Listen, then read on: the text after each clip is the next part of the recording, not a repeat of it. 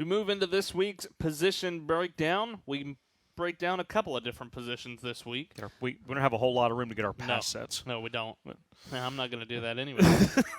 Nobody needs to see that. If I back up, I'm going to break this chair. Yeah, it'll be all right.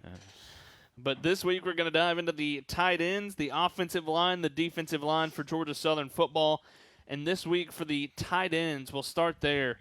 And you've got some names that you've heard before in this tight end group, and some that kind of were thrust into action last year because of different injuries. The name Sean Pelkison really comes to mind whenever you think of somebody that you didn't necessarily think you were going to have to see him be able to do what he did last year, but was kind of thrust into the limelight later in the season especially.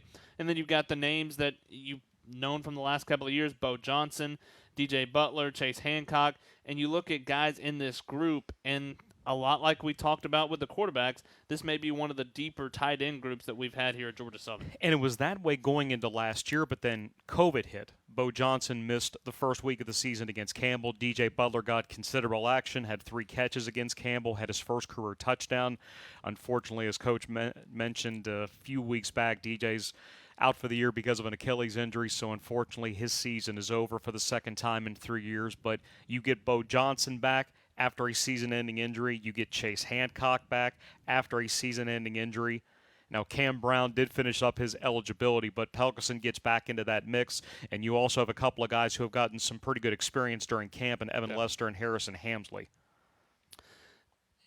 This is and you don't hear very much about the tight end group at Georgia Southern, but this is one that I don't want to say it's a make or break group, but it's a really important position, especially the way that the offense on option plays.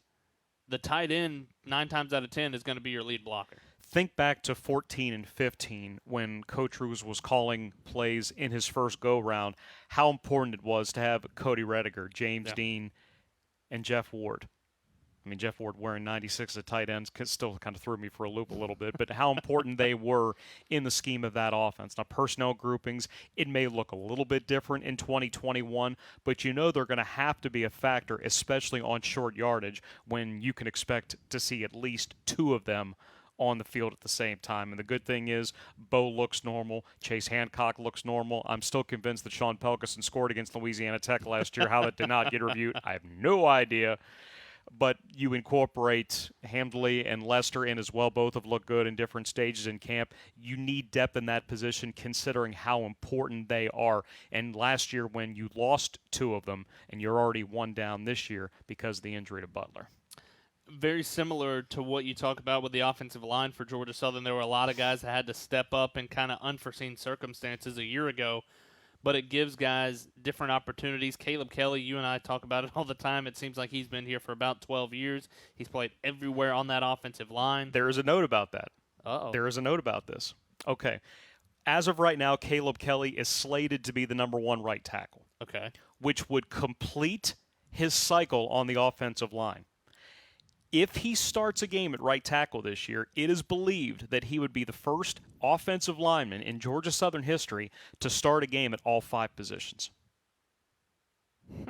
Not play. There have been some that have played all 5, but to start a game at all 5. Now, I had to get some help from William Maxwell and Brett Moore to make sure about this one, because guys like Maxwell started at 4 positions. Blake D. Bartola started at 4 different positions. But you had to go deep into the history banks.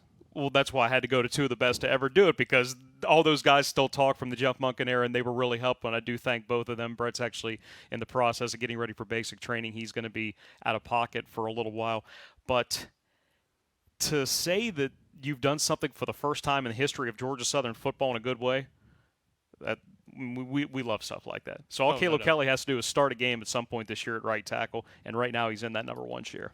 But a lot of similar names that you hear time and time again on this offensive line. Aaron Dowdell. And there's so many guys that Logan Langmeyer will take over.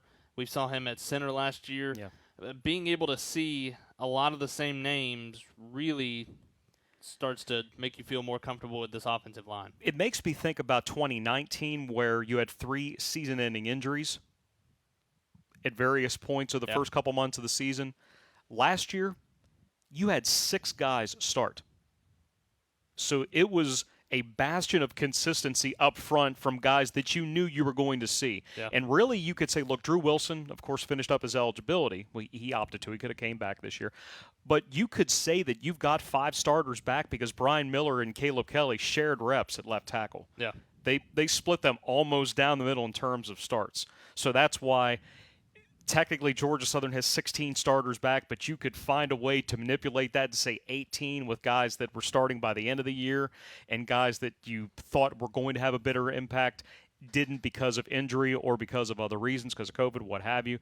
But especially up front to basically say that you've got 5 starters back from last year, new position coach with Jeep Wade, somebody that really taught Alex Atkins everything that he knew when he was the O-line coach for Coach Ruse back in 14 and 15. You don't like to see turnover, especially how well Coach Hudson was liked for those 3 years that he was in Statesboro, part of the 18 team that won 10 games, and how awesome that was and the transition that had been made and giving that position some stability. But the early indications are that Coach Wade has really fostered a tough mentality up front, and the guys that they have back, that's a good situation to be in. Switching sides of the ball over to the defensive line, we'll start in the middle with that nose tackle position. You know C.J. Wright is going to be plugging that hole up the middle, and he has done a fantastic job, especially earlier in this preseason camp. Great to have him back. And then you look at a guy like Parker Devine, who's going to have to step up into that nose tackle spot in that number 2 more than likely with Gavin Adcock, as Coach Lunsford talked about in the last couple of weeks. Gavin going to miss the first couple of games because of an injury. But you've got a guy, Parker Devine, who has played a lot of different positions on that defensive line, but being able to fill up that number 2 hole.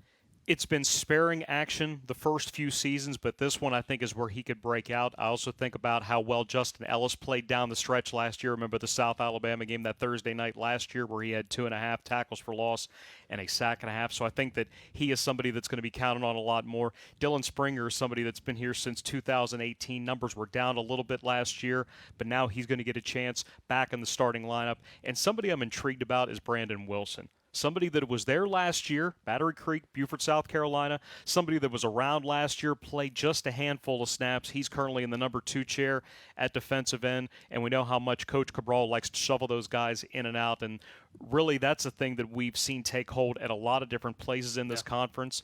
With the evolution of up-tempo offenses, of course, you can't sub until they sub, but with as fast as teams are going, you want to make sure you've got fresh bodies and healthy bodies, especially on that defensive line.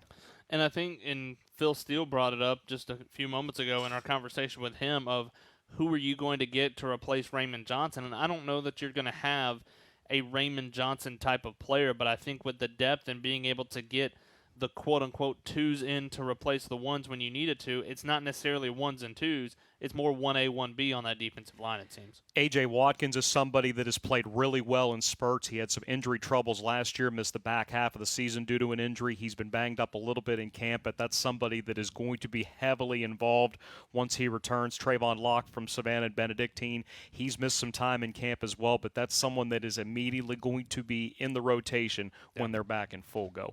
There's a lot of guys that can play, but you have to be a little bit nervous when somebody of the pedigree of Raymond Johnson isn't back, somebody that's now trying to earn a roster spot with the New York Giants. That doesn't mean the guys that are here can't do it to that level, but everybody's going to have to pick it up a little bit to make up for 14 tackles for loss.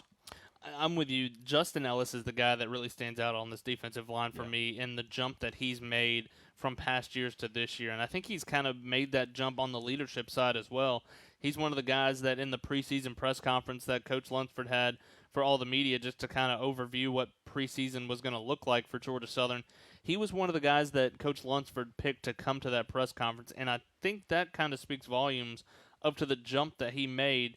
Yeah, you can bring in some guy that you think is going to speak well or whatever, but Coach Lunsford has always said, if you're a guy that I bring to especially a preseason press conference to overview the entire season, there's a lot of stock put into that. We were standing right by the bridge at beautiful Eagle Creek before the first practice for that initiation run over the bridge. And the thing that struck us right away was how much different physically so many guys looked. Yeah. And you can chalk that up to having a normal off season and guys not having to cobble together their own plans because of COVID concerns. You got a chance to be in a program with Coach Greenhall and watching Justin Ellis run by. that's the best shape I've ever seen him in. Yeah. I'd throw Randy Wade in there, but we're not talking about linebackers yet. But Justin Ellis is somebody that physically looks as good as I think he ever has. He's going to be slotted as one of those starters on the defensive line. He's going to be wearing number 2, and defensive linemen that wear single digits always look massive, so even more so considering the work that he has put in the weight room. But I think he could be an all-conference guy. I think he has that kind of ability. He's finally healthy.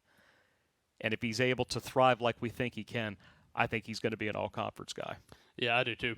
That'll wrap up our position breakdown of tight ends, offensive line, and defensive line. Next week, we're getting into we got linebackers and secondary. Yes.